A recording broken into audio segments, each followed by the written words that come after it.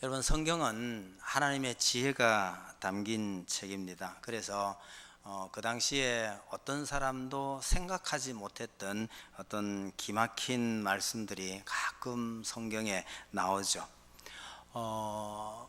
하나님께서 우리에게 정말 놀랍고 오묘한 선물을 주셨지만 우리가 그것이 얼마나 오묘하고 기막히는 건지 모를 때가 참 많습니다. 좀 전에 우리 욥기서 공부하면서 제가 몇 가지 얘기를 조금 하고 내려왔는데요. 여러분, 우리에게 가장 흔하다 싶은 물 있죠. 모를 때는 물 좋은 거지 이 정도입니다만은, 물이라는 것이 얼마나 소중한 역할을 하고 기가 막히는 일을 하는지 알고 보면 참 감동적이에요. 그 중에 가장 대표적인 거, 여러분, 모든 물체는 기온이 낮아지면 부피가 줍니다. 유일하게 물은요, 기온이 낮아지면 부피가 줄다가 4도씨부터는요 다시 늘어나기 시작합니다. 그래서 딱딱한 얼음이 물보다가 가볍습니다. 이 땅에 생물이 살아남도록 하기 위해서 하나님께서 특별히 주신 정말 귀한 선물입니다. 가령 얼음이 만약에 물보다 무겁다면요, 날이 추워지면 강바닥에 얼음이 얼기 시작할 때 강바닥부터 얼어붙습니다. 무거운 얼음이 계속 밑으로 내려가면 바닥부터 얼어서 올라오거든요. 이러면 강 속에 있는 생물들이 살 수가 없어요. 그런데 온 얼음이 가벼우니 강 위에서부터 오는 거죠. 이렇게 내려가다 보니까 강 밑에 있는 생물들이 보호받고 살 수 있게 되는 거죠. 사람이 이 땅에서 살아갈 수 있도록 하기 위해서 하나님께서 얼마나 기막히는 선물을 우리에게 주셨는지 모릅니다. 물이 이 외에도 놀라운 일들이 하나둘이 아니에요. 공기도 마찬가지입니다. 공기도 우리가 이 땅에서 살아갈 수 있도록 하나님께서 기막히게 만들어 놓으신 거예요. 질소 78%, 산소 21%, 합치면 99%예요. 나머지 1%의 다른 기체가 들어있습니다. 이 비율이 흔들리면 사람이 살아가는데 문제가 생겨요. 오늘날 왜 이 자연현상에 이상한 일이 벌어집니까? 사람들이 땅속에서 캐낸 그 화석 연료를 너무 많이 태우고 있는 거예요. 얼마나 엄청나게 뽑아내서 쓰고 있는지 그걸 한번 생각해 보면, 그럼에도 불구하고 그 변동이 별로 없는데요, 약간의 변동 때문에 지금 이 기후가 이 난리를 치르고 있는 겁니다. 여러분, 하나님께서 우리에게 물을 주셨고 공기를 주셨는데 너무 흔한 것이고 너무 편한 것이지만 조금 알고 보면요, 이것이 얼마나 기가 막히는 놀라운 선물인지, 아니면 하나님의 얼마나 대단한 지혜가 거기 녹아 있는 것인지 알면 알수록 더 감격스러워지는 거예요. 우리에게만 주셨나? 모두에게 주신 거 아니냐? 이렇게 되잖아요. 차이가 뭐냐? 이런 걸 알면 물, 공기, 아니면 우리가 살아있는 이 동안에 눈에 보이는 모든 것을 보면서 하나님의 은혜에 감격하고 감격하며 사는데, 이게 전혀 눈에 들어오지 않으면 내 맞나? 자동으로 다 주어진 거 아니냐? 감격 없이 산다는 뜻입니다. 이런 요소 중에 오늘은 이 우리가 쓰는 아무 생각 없이 하고 있는 말, 언어, 이 문제에 대해서 한번 생각해 보려고 합니다. 아마 설교가 좀 예전과는 좀 다른 좀 이상한 설교가 될지도 모르겠다 싶어서 제가 많이 망설이다가 한 번은 말씀드리는 게 좋겠다 싶어서 드리는 말씀입니다. 우리가 쓰고 있는 이 말도 가만히 생각을 해보면 하나님께서 얼마나 대단한 지혜로 우리에게 주신 것인지 우리가 좀 깨달아 알면서 말을 하는 것이, 이 말한다는 자체가 하나님께 대단히 감사하고 고마운 일이 될 수도 있다는 뜻에서 이 말씀을 드리려 합니다. 참 쉬운 질문 하나 하겠습니다. 여러분, 우리말을 만든 분이 누구죠? 아이들이 가끔 착각을 하는데요, 우리말을 만든 분이 누구냐 그러면 세종대왕 이럽니다. 세종대왕 아니에요. 세종대왕이 만약에 우리말을 만들었다면 그럼 세종대왕 이전에 우리나라 사람들은 말을 안 했나요? 그럴 리가 없잖아요. 말은 본래 있었어요. 그럼 세종대왕이 한 일은요, 우리가 하는 이 말을 기록할 수 있는 방법을 고안해낸 거죠. 여러분, 우리가 쓰는 말이 중요해요? 우리가 하는 이 말을 기록할 수 있는 방법을 고안해낸 게 중요한 거예요? 여러분, 우리가 말을 할 수 있다는 것과 말할 수 있는 방법을 기록할 수 있는 방법을 고안한 거하고는 비교하면 글자를 만든 것이 훨씬 별거 아닐 수 있어요. 그러나 우리는 글자를 만들어 주었다는 이 사실만으로도 세종대왕에게 얼마나 감사해야 되는지 모릅니다. 지상에 지금도 말은 있는데 이 글자 표기하는 방법이 없는 나라들이 굉장히 많아요. 그걸 생각하면 우리가 세종대왕께 얼마나 감사해야 되는지 모르는데, 그런 감사하는 마음이 있다고 한다면, 그러면 글을 표기하는 방법을 연구하기 이전에 우리에게 말을 주신 그분이, 이것도 얼마나 감사해야 될지 오늘 그렇게 감사할 수 있는 날이 되기를 바랍니다. 여러분, 지난번 소치 올림픽도 있었고 했으니까 텔레비전 보시면 소련 글자 좀 보셨죠?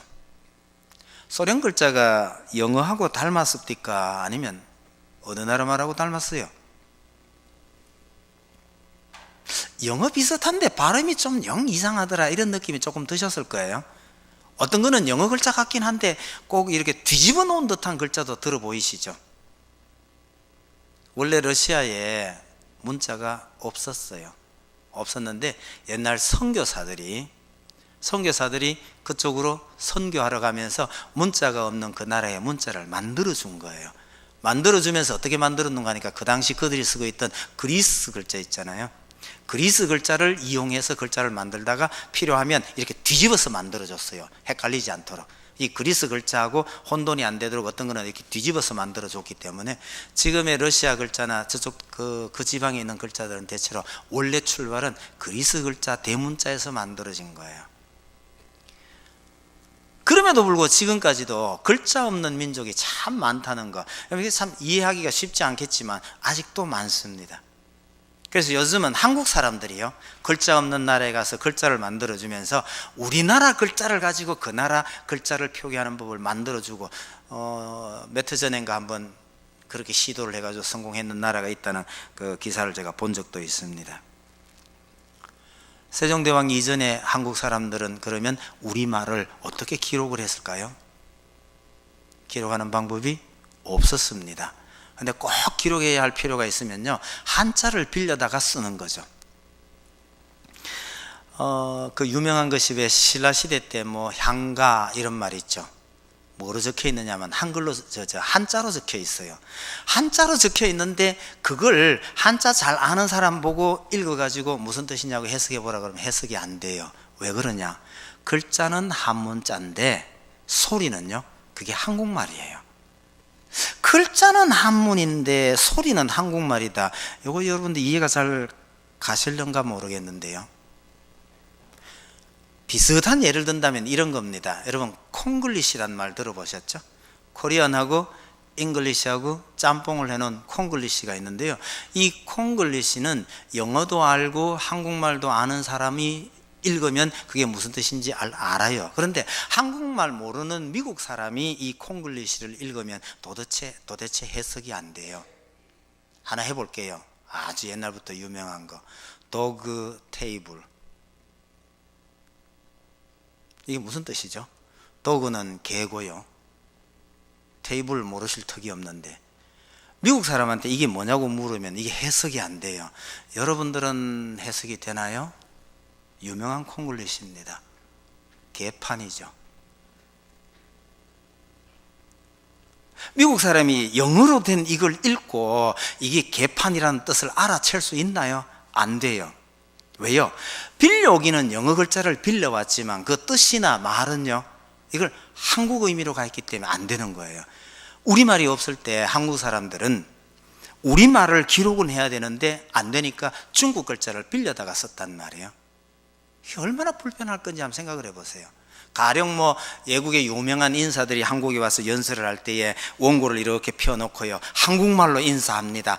안녕하세요 이러면요, 한국 사람들 되게 좋아한다, 그죠? 그분이 쓰여져 있는 원고에 뭐가 적혀 있을까요? 한국 글자 적혀 있을 것 같아요? 한 글자 없어요.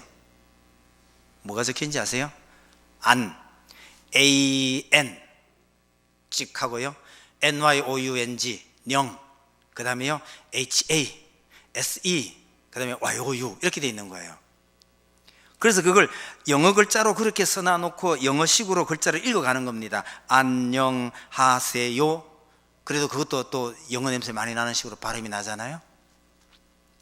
우리 귀에 그게 안녕하세요로 들릴 뿐이지 그걸 읽고 있는 사람이 한글을 말하고 있는 게 아닙니다. 여러분, 문자가 있느냐 없느냐라는 것은 이런 차이가 있다는 것을 우리가 조금 이해하실 필요가 있는 거죠. 그래서 문자 이전에 이미 말이 있었다는 사실을 기억하실 필요가 있습니다. 말이 없다면 그럼 어떻게 됐을까?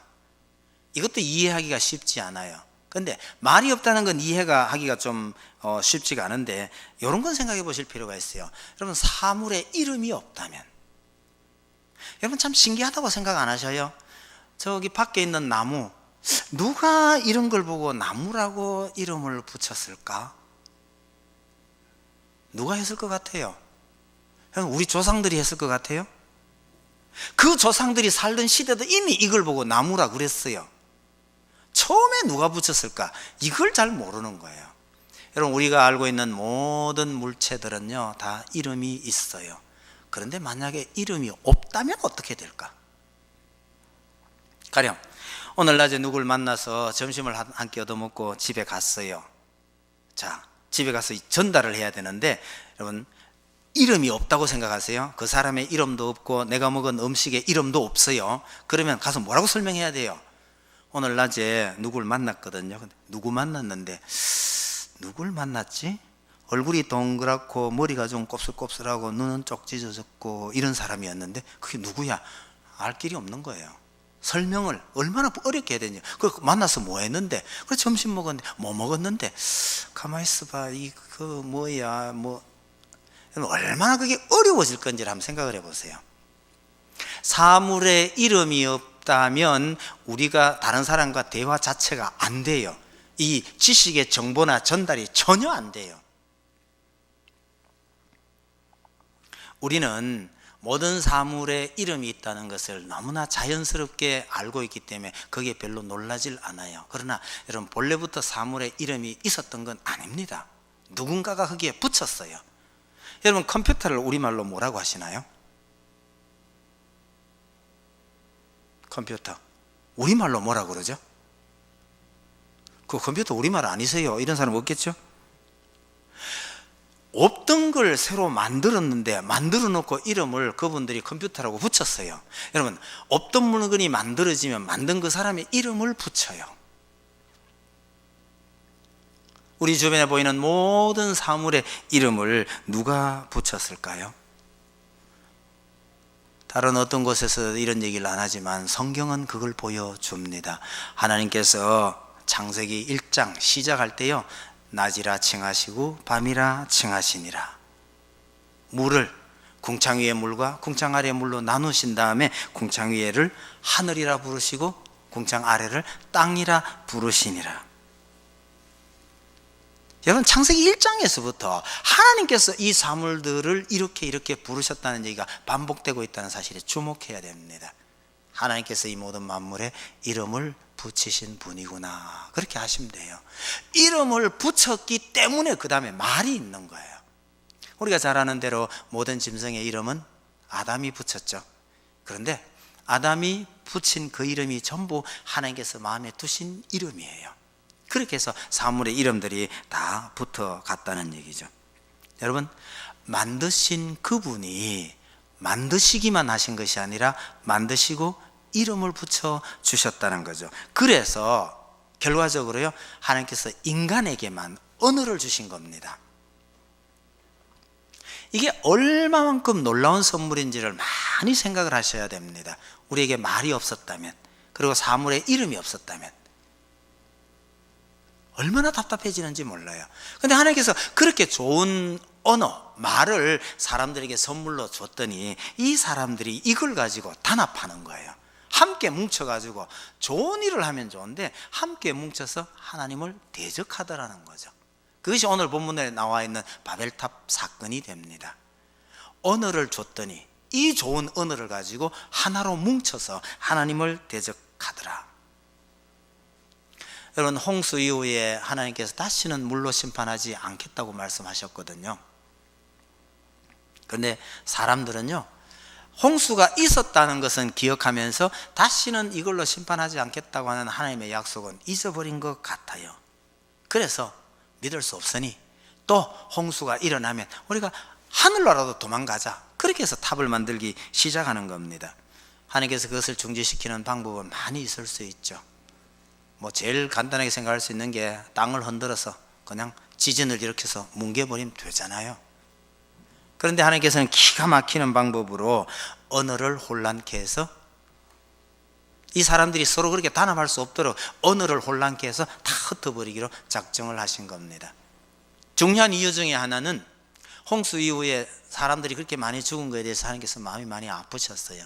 그래서 이들을 또 심판해야 되겠지만 사람이 죽지 않는 방법을 쓰시는 거예요. 그래서 사람이 전혀 죽지 아니하고 이를 중지시키는 방법으로 이런 방법을 동원하셨는데, 이 문제는 오늘 말씀 안 드리려고 합니다. 문제는 이를 중지시키시고 사람들을 흩어지게 하는 방법으로서 언어를 혼란시켜버린 것이 얼마나 효과적이고 그것이 얼마나 대단한 하나님의 지혜이었는가, 이것만 오늘 좀 생각을 해 보려고 합니다.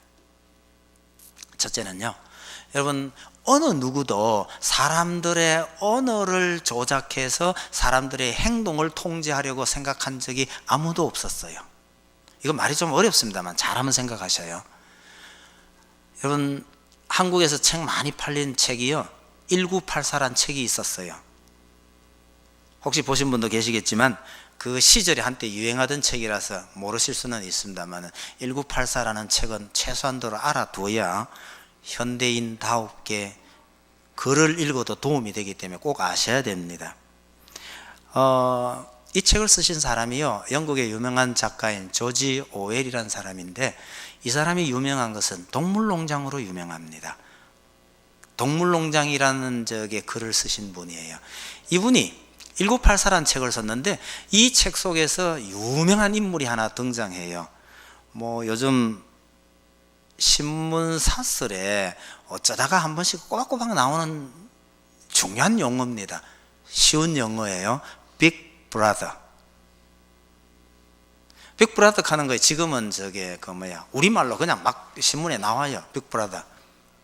모든 백성을 완벽하게 감시하는 가장 큰 형님이에요. 이 사람이 모든 국민들을 일일이 다 감독합니다. 가끔 좀 오래된 영화 같은 데 보면 어떤 사람이 욕을 하니까 벽에서 삑 하고 경고가 나오고 하는 뭐 이런 영화도 있지 않습니까? 그런 거의 시초가 바로 이 사람이에요. 1984. 1984년 가는 이런 제목을 붙여가지고 이런 걸 만들었는데, 한국에서 이 책이 많이 팔리게 된 이유는 이렇습니다. 80년대 초반에요, 북한에 1984년에 북한에 무슨 일이 일어날 것인지 궁금한 사람은 보세요, 이렇게 된 거예요. 왜 그런가 하니까 이 1984라는 소설이 그려주고 있는 그 장면이 저 북한하고 많이 닮았다는 거예요. 빅브라더라는 한 사람 밑에 모든 사람이 철저하게 감시받고 있는 그런 세상. 그래서 조지 오웰이 1984년에 북한에서 무슨 일이 일어날 것인가를 예언해둔 책이다, 이러니까 한국 사람들이 그걸 많이 읽었죠. 전 그런데 잘 안 꼬시켜요. 택도 없는 소리 하지 마라 이러는데, 이런 사람이 이 책을 봐야 됩니다고 항목을 쭉 했는데 한 20가지쯤 깔려 있었는데요, 제일 밑에 뭐가 있었느냐 하면 언어의 조작을 통해서 사회를 통제할 수 있다고 생각해 본 적이 있는 언어학도라면 보세요. 요 구절에 제가 걸린 겁니다. 그래서 제가 그 책을 봤어요. 그 책에 보면 이 빅브라더가 통치하는, 모든 사람을 통치하는 이 나라의 그 주인공은요, 이 통치 이념에 어긋나는 모든 단어를 모든 문헌에서 삭제하는 일이 이 사람의 임무예요. 무슨 얘기냐면 단어 자체가 사라져버리면 사람들의 머릿속에 사상도 사라진다는 거예요. 그래서 빅브라더가 모든 백성을 통제할 때에 자기 뜻대로 통제하기 위해서 자기 뜻과는 다른 어떤 그런 단어가 있으면 이걸 모든 문헌에서 다 삭제하고 못 쓰게 만들어 버리는 거죠. 이게 제가 보기에는요, 가장 초보적으로 언어를 조작해서 사람을 통제하는 이야기가 되는 거예요. 너무너무 초보적인 방법이죠. 여러분, 이 초보적인 방법이지만 언어 조작을 통해서 사람의 행동을 통제할 수 있다고 할 수 있는 생각이 소설에 처음으로 등장한 게 이 소설입니다. 책 제목이 왜 1984냐? 너무너무 재밌어요. 이분이 이 작품을 쓴 것이 1948년이었어요. 48년에 이런 생각을 가지고 작품을 하나 썼는데 이걸 제목을 뭘로 붙일까 하다가 끝에 1948년에 썼으니까 끝자리 두 개를 이렇게 뒤집어가 붙인 게 1984예요. 그것도 모르고 한국에서 이게 1984년에 저 북한 땅에 무슨 일이 일어날 건가, 그게 관심이 있다고 해서 그 책 많이 팔렸어요. 제가 말씀드리고 싶은 건 이거예요. 1948년이니까 20세기잖아요. 20세기에 들어와서 최고의 극작가가 머릿속에 겨우 생각해낸 게, 이렇게 언어를 조작해서 사람들의 행동을 통제할 수 있다는 생각을 겨우 해냈는데, 어떻게 해서 3000년도 더 된 창세기에 말이죠, 언어를 혼란시킴으로 해서, 이게 언어 조작이에요. 언어를 통해서 사람들의 행동을 통제할 수 있다는 이야기가 나왔느냐? 제가 볼 때는요, 이게 사람의 지혜가 아니에요. 이런 생각을 할 수 있었다는 것이 이건 놀라운 하나님의 지혜다, 전 그렇게 인정할 수밖에 없다는 뜻이에요. 그런데 하나님의 이 방법이 얼마나 효과적이었느냐면, 여러분, 옛날부터 이 땅에는요 힘으로 거대한 제국을 많이 만들었습니다만 그 제국이 유지가 안 돼요. 항상 분열되고 쪼개져 나갑니다. 이유가 뭡니까? 언어는 통합이 안 돼요. 우리가 알고 있는 옛날 아수르나 바벨론이나 로마나 이 모든 나라가요, 한 나라 하나의 언어를 쓴 게 아니에요. 아무리 하나의 언어를 쓰라고 해도 이게 통합이 안 돼요. 지방마다 부족마다 말이 다 달라요. 이러니 힘으로 어떻게 해서 점령해 가지고 큰 나라를 이루었지만, 힘이 조금만 약해지면, 중앙의 힘이 조금만 약해지면 쓰는 언어별로 다 갈라져 버리는 거예요. 하나님의 목표가 뭐였느냐면, 이 똘똘 뭉쳐서 하나님을 대적하는 이들을 흩어버리는 게 목적이었는데, 그건 굉장히 유효한 방법이었다는 거죠. 여러분, 지금도 쿠르드족 있잖아요.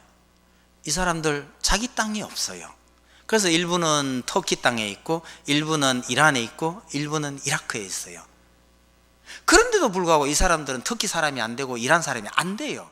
안 되고 국경지대에 모여서 따로따로 모여가지고 이루고 있단 말이에요. 그러다가 세 나라에서 각각 핍박을 받고 언제 한 번은 또 많이 죽었잖아요. 왜 그래요? 땅은 없는데 문제는요, 자기들만 쓰고 있는 언어가 있어요. 언어가 살아있는 한 그 나라의 동화가 안 되더라는 사실입니다. 하나님께서는 사람이요 자발적이고 주체적인 삶을 살기를 원하셔요. 다른 말로 해서 한 사람의 통제 밑에 모든 사람이 일사불란하게 움직이는 거, 이거 하나님께서 별로 좋아 안 하셔요. 그래서 언어를 통해서 이 한 사람 밑에 모든 인류가 통합되는 이런 것을 막아버리셨다는 거죠. 우리에게 이렇게 주체적이고 독립적인 삶을 살 수 있도록 언어를 통해서 사람들을 흩어버린 것, 이거 하나님의 굉장한 지혜다, 그런 생각이 듭니다. 그러면 우리가 이 땅에 언어가 도대체 얼마나 있을까요? 2000년도에 통계가 나온 게 6,800개라고 나왔어요. 6,800이니까 이게 많아 보여요, 적어 보여요? 참고로요, 지금 유엔에 가입된 국가 수가 몇 개인지 아세요? 이게 뭐 늘 달라지니까 저도 정확하게 몰라요. 지금 아마 한 200개 안팎 정도 될걸요? 지구상에 있는 모든 나라라고 해봐야 200몇 개 정도밖에 안 된다고 본다면, 언어가 6,800개라는 것은 무슨 말이에요? 너무너무 많은 언어가 이 땅에 있다는 뜻입니다. 그래서 학자들은 언어라는 것이 진화하듯이, 그죠? 한 언어에서 이렇게 갈라져 나간 거 아니냐, 그렇게 말하지만, 여러분, 언어는요, 이 갈라져 나갔으면 비슷한 구석이 있어서 이렇게 통합을 하면 통합이 되어야 되는데, 여러분, 현재 언어는 그거 절대로 안 됩니다. 제가 많은 말을 아는 건 아니지만 제가 아는 말 몇 가지만 살펴봐도요, 언어는 너무너무 꼬여 있어서 아무리 갖다 붙여놔도 이게 합쳐가 하나가 안 돼요. 하나가 안 되도록 하나님께서 빼빼 꼬아놨다는 느낌이 참 많이 듭니다. 예를 들게요. 여러분, 우리가 영어 배우려고 그러면 참 힘들잖아, 그죠? 그런데 외국 사람이 우리말 배우기는 쉬울 것 같아요? 얼마나 어려운지 아세요?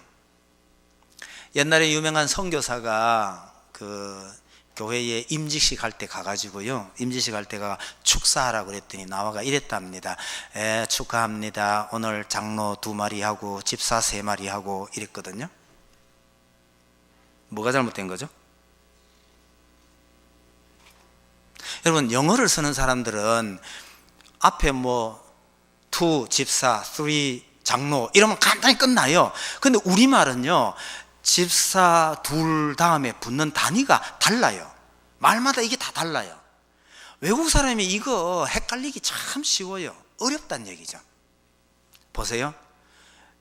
영어는 앞에 1, 2, 3 이것만 붙이면 다 끝나요. 그리고 둘 이상이면 S만 붙여주면 되잖아요. 다 되는데 한국 사람은 이게 얼마나 다른가 보세요. 여러분, 책 한 권 이러죠. 연필 한 개 이러죠. 종이 한 장이죠. 집은 한 채죠. 말을 해야 할 때는요, 말이 더 좋지만 말 한 필 이렇게 되잖아요. 사람을 해야 할 때는요, 장로 한, 기분이 좋으면 한 분, 기분이 나쁘면 한, 그러면 안 되겠다, 그죠? 여러분, 사람 세할 때도요, 똑같은 사람이라도 위에 사람이면 한 분, 막 비슷한 친구 사이면요, 한 명. 경상도 사람이 이때 명 안 쓰고 놈자 써요. 한 놈 이러면 이 친하다는 뜻이에요. 못됐다는 얘기는 아니고. 근데 기분 나쁘면 한 놈. 뒤에 뭘 붙이느냐에 따라서 이게 다 달라요.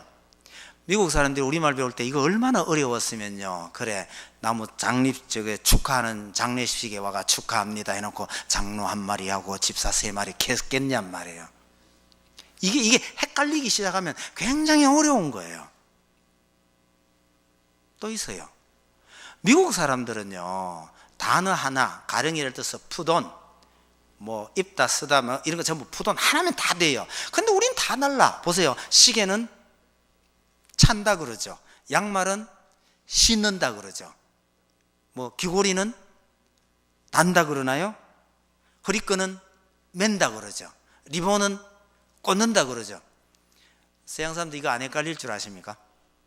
그러면 어떤 현상이 생기냐? 양말 맨다, 허리끈 신는다, 이런 소리가 나오게 되는 거예요. 이게 얼마나 꼬여 있는지 몰라요. 우리는 그거 절대 안 헷갈립니다. 우리는 너무너무 쉬워요. 간단한데 이걸 배우려고 하는 사람에게는 너무너무 어려운 거예요. 반면에 우리가 영어를 배우려면 또 마찬가지예요. 전 옛날에 영어 공부하면서 참 신경질 난 것 중에요, 동사 우리말처럼요, 한다, 했다, 할 것이다 이래 버리면 얼마나 좋아요. 다 되잖아. 근데 영문 자석은 왜 너무 변화가 그리 많노? 3단 변화 외운다고 옛날에 고생들 많이 하셨죠? 근데 얼마나 얄미운지 아세요?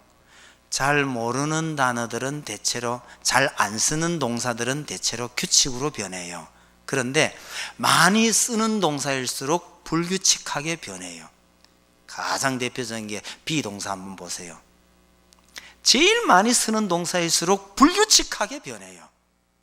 그 사람들에게는요, 그게 하나도 문제가 안 되는데 배우는 우리한테는 일부러 애매기는 것 같아요. 그때는 외운다고 고생하고 그랬지만 지금은 가만히 생각해 보면요, 하나님께서 2가지 언어가 섞여서 하나가 되지 못하도록 일부러 이렇게 베베 꼬아 놓은, 이건 하나님의 지혜다, 그런 느낌이 들어요. 여러분, 영어하고 한국어하고 섞어 놓으면 이 합쳐져 가지고 나중에 제3의 언어가 나올까요? 아니면 끝까지 둘이 안 섞일까요? 여러분, 절대로 안 섞입니다. 미국에 가서 오래 살았던 한국 사람들 있거든. 한번 보세요. 영어도 아니고 한국어도 아닌 이상한 언어를 쓰는가, 아니면 한국말을 쓰는가? 안 섞여요. 미국에 가 있는 한국 사람 다 영어 쓴다고 오해하지 마세요. 미국에서 수십 년을 살아도 영어 못하는 사람 굉장히 많아요. 왜요? 한국 사람들끼리만 살거든요. 영어 저절로 되는 거 아닙니다. 이 언어가 섞여서 하나 되지 않도록, 절대 안 섞이도록 하나님께서 기가 막히게 꼬아놨어요. 안 섞여요. 그 다음 또 한 가지 기억할 것은, 여러분, 하나님께서 사람은요 말을 할 수 있는 능력을 일부러 주셨어요. 그리고 말할 수 있는 장치도 우리에게 주셨어요. 이 장치는 평생 갑니다마는 말을 배울 수 있는 능력은요 보통 학자들 얘기에 따르면 13살까지만, 태어나서 그 능력을 가지고 있다가 13살까지만 가지고 있다가 그 다음에는 이 능력이 사라져 버려요. 그래서 13살 이전의 아이들은 어디에 갖다 놓든지 무슨 언어든지 다 배울 수 있어요. 한국에 갖다 놓으면 한국말 쓰고요, 미국 갖다 놓으면 영어 배우고요, 심지어 한 집안에서 두 가지 언어를 같이 쓰도록 하는 집에 넣어놓으면 두 개를 한꺼번에 배워요. 세 개도 가능할까요? 여러분, 우리 교회에 이미 3개국어 4개국어 능통한 아이들이 있어요. 왜요? 선교사 아버지를 따라다니면서 어릴 때 여기저기 다녔던 아이들 있죠. 여러 나라 말을 한꺼번에 다 해요. 13살 이전에는 가능합니다. 근데 그 나이가 지나면요 말을 배울 수 있는 능력이 사라지는 거예요. 그 다음에 말을 배우려면요 쭈그라고 외우는 수밖에 없어요. 아무리 외워도 잘 안 돼요. 사람은 태어날 때 말을 배울 수 있는 능력을 하나님께서 주셨다는 사실, 이게 중요합니다. 어디에 갖다 놔도 어떤 어든지 배울 수 있도록 하셨어요. 만약에 태어난 아이에게 아무도 말을 걸지 않으면 어떻게 될까요? 어느 나라 말을 할까요? 혼자 가만히 놔둔 다음에 13시 넘었어요. 그러면 걔는 어느 나라 말을 할까요? 정답은요, 말 못해요. 못 배웠으니까요. 말이 저절로 되는 게 아니라는 사실을 여러분 기억하시기 바랍니다. 그리고 우리는, 사람은요 말을 할 수 있는 장치가 우리 입 안에 있어요. 그 중에 제일 중요한 기관이 혀입니다. 혀가 만약에 조금 짧아지면요, 아니 사고로 혀를 다쳐가지고 혀가 없어지거나 잘려버리면요 말 못합니다. 혀가 말하는 아주 중요한 장치예요. 이빨이 혹 한두 개 빠지면요 우리 말이 샌다 이러잖아요. 이빨도 말하는 중요한 장치입니다. 입술, 이빨, 그 다음에 이빨 뒤에 딱딱한 부분 치경이라고 그래요. 그 뒤에 연구개, 이거 전부 말하는 기관이에요. 혀가 어떻게 움직이냐에 따라서 말이 아주 달라져요. 어떤 특정한 지방 사람들이 특정한 발음을 잘 못하는 경우 있잖아요. 그게 큰 문제가 아니에요. 큰 문제가 아닌데 눈곱만큼 조그만 차이 가지고 발음 못하는 경우가 참 많아요. 발음 못하기야 유명하게 경상도 사람인데 흉내를 좀 내면 쉽지만, 자 그냥 넘어가겠습니다. 큰 차이 아니에요. 정말 약간의 차이인데 그 차이가 익숙해지지 않아서 말을 이상하게 하는 경우도 굉장히 많은 거죠. 여하튼 우리 사람들은요 말을 할 수 있는 기관을 가지고 태어났어요. 사람 외에는 그런 동물이 없어요. 가끔 동물들이 사람 흉내 내고 말을 한다고 그러잖아요. 여러분, 기계적으로 반응해서 흉내 낼 뿐이지 그게 말이 아니에요. 비슷하게 흉내 낼 뿐이지 대화가 전혀 되지 않는다는 사실은, 여러분 말할 수 있는 능력이나 기관을 준 것은 사람밖에 없다는 사실을 기억하실 필요가 있습니다. 이게 하나님께서 우리에게 주신 얼마나 귀하고 놀라운 은혜인지 몰라요. 이렇게 귀한 선물을 줬더니 이거 가지고 잘 써야 될 건데 단합해서 힘을 합쳐서 하나님을 대적하는 데 썼더라. 그러니 하나님께서요, 야 이거 안 되겠다, 흩어버렸다는 얘기죠. 갈라놓으신 거예요. 갈라놓았는데 이게 절대로 안 합쳐지더라. 하나님의 지혜라고 그럴까요? 아주 지혜로운 방해죠. 여러분, 우리가 나중에 천국 가면 어느 나라 말을 쓰게 될까요? 천국 가서 한국 사람은 한국 쓰고 미국 사람은 영어 쓰고 이래가지고 얘기가 잘 되겠습니까? 어떤 분이 쓸데없이 천국에서 사용하는 언어는 한국어다 이래놨더니 천국 언어를 배우겠다고 한국에 언어 연수를 오는 사람들이 많아요. 천국 언어를 가르치고 있는 전문 언어 연수하는 대학교가 있어요. 저 천안에 있는 선문대학교입니다. 누가 그랬어요? 지금은 돌아가신 문선명 총재께서 그렇게 가르쳐 놨더니 이 천국 언어를 배우겠다고 한국에 찾아오는 사람이 있으니 자, 이걸 참 고맙다고 해야 되나 참 고민스럽게 만들어 놨어요. 여러분, 천국 언어를 새삼스럽게 배우실 필요가 없습니다. 이유는요, 바벨탑 시절에 하나님께서 흩으셨던 그 언어를 우리 하나님 나라에 다시 갔을 때는요, 다시 원상대로 하나님께서 하나의 언어로 통합시켜 주실 거니까 아무 문제가 안 돼요. 그 가장 대표적인 예가 오순절 때 성령이 임하셨을 때에 베드로의 설교에서 보면 그런 얘기가 나와요. 베드로가 설교를 자기 나라 말로 했어요. 근데 여기 모여있는 사람은 세계 각국에서 온 이방 사람들이 잔뜩 모여있는데 그 사람들 귀에 자기 말로 다 돌리는 거예요. 일시적인 현상이었지만 이것이 나중에 바벨탑 사건으로 인해서 혼란하게 되어버렸던 이 언어가 나중에 다시 완전히 하나로 통합될 것을 보여주는 아주 특별한 예라고 보시면 되죠. 그래서 천국 가서 무슨 말을 하게 될까 걱정 안 하셔도 됩니다. 다시 원래대로 다 회복될 거니까요. 우리가 쓰고 있는 말이 그렇게 단순한 것이 아니라 하나님께서 특별하게 사람들에게만 주신 아주 귀한 선물이라는 것을 우리가 알면, 여러분, 우리가 말할 수 있을 때마다, 내 입에서 말이 나갈 때마다 하나님께 감사드려야 합니다. 이 언어는 하나님께서 주신 정말 귀중한 선물입니다. 사물의 이름이 없었다면 어떻게 될까? 고민 좀 해보셔요. 이게 여러분들에게 참 고민거리가 전혀 안 될 거라고 저는 생각을 하는데, 이게 고민된 사람이 있었어요. 이 얘기도 한번 합시다. 그럼 헬렌 켈러 잘 아시죠? 어릴 때부터 눈 멀고 귀 멀고 또 말도 못했어요. 그래서 선생님이 한번 붙어가지고 이 아이에게 글자를 가르쳐야 되는데 뭐가 안 되냐 그러니까요, 사물의 이름이 있다는 걸 이 아이가 몰라요. 그래 어떡합니까? 샘가에 앉아가지고 손에다가 물을 흘려요. 그런 다음에 손에다가 이상한 글자를 쓰는 거예요. 우리가 볼 때는 이상한 글자를 쓰는데 뭐 워터겠죠. 그런데 이 헬렌 켈러가 보기에는 이상한 짓이에요. 손에 물을 흘리고 나면 이상하게 자꾸 손가락을 이런단 말이에요. 처음에는 왜 그런지 몰랐죠. 근데 이걸 끊임없이 반복을 하니까 얘가요, 내 손에 흘러간 이 이상한 액체 이거하고 선생님이 지금 내 손바닥에다가 이상한 표식을 하는 거하고 이게 같은 거구나 하는 걸 은연중에 깨닫게 되는 거예요. 이게 뭐냐면 사물에 이름이 있다 하는 걸 알게 되는 거예요. 그거 하나가 겨우 되고 나니까 그 다음에 자, 나무를 또 만지게 합니다. 그런 다음에 또 나무 손바닥에다가 또 쓰기 시작하는 거예요. 이렇게 쓰면 이걸 의미하는 거고, 이걸 이렇게 쓰면 이걸 의미하는 거다. 자, 겨우 2개 알아진 거예요.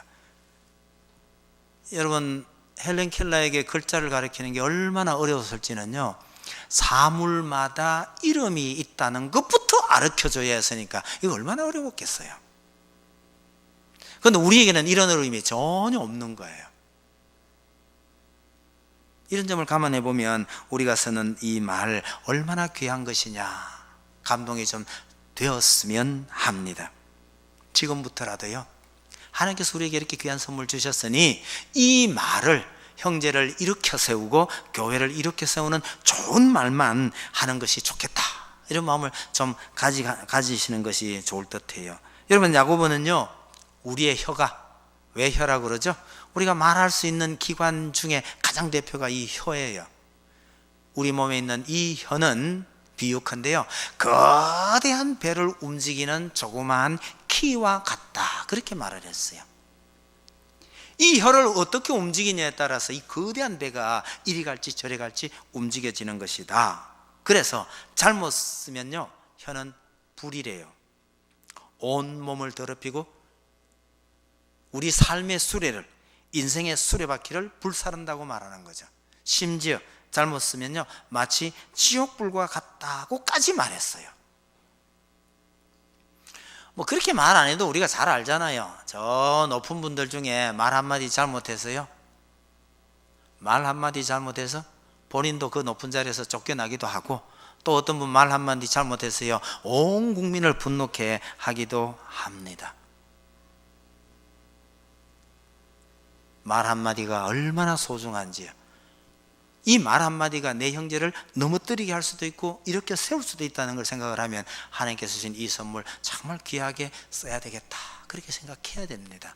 우리 말 참 조심해야 될 것은 하나님께서 심판하실 때에 내 귀에 들린 대로 심판하겠다고 말씀하시는 것도 여러분 기억해 두셔야 합니다. 내 귀에 들린 대로. 우리가 하는 이 말을 하나님께서 잘 듣고 계신다는 뜻입니다. 결국 하나님께서 우리에게 말씀을 주신 이유가 뭐예요? 우리와 우리 사람끼리도 이 소통이 돼야겠지만 우리와 하나님과의 소통도 소통하도록 주신 것이 언어라는 사실을 기억을 하면 우리가 말에 대해서 감사도 해야 되겠고 이거 정말 잘 써야 된다는 뜻이죠. 가끔은 너무너무 좋은 거라고 줬는데 이걸 잘못 써버리면 독약이 되는 수도 도로 있잖아요. 여러분, 아편이라 그러면 굉장히 나쁜 거죠. 근데 몰핀이라 그러면요, 고통스러워할 때 이것만큼 좋은 게 없어요.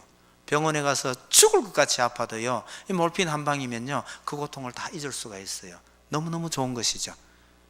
그런데 아편이라고 하면요, 여러분 몰핀이나 아편이나 같은 말이에요 사실은요. 이게 어떻게 다른 경로를 따라 들어다 보니까 발음이 좀 이상해진 것이지만요, 언어도 마찬가지예요. 하나님께서 우리에게 주신 것인데 감사하면서 정말 잘 쓰면 너무너무 좋은 것이지만 이거 조금만 잘못하게 되면 큰 위험이 될 수 있는 것이다 라는 점을 기억하면서 어쨌든 좋은 말만, 형제를 이렇게 세우고 가족을 이렇게 세우시는 좋은 말만 쓰고 하나님께 감사하며 사시게 되기를 바랍니다. 기도하십시다.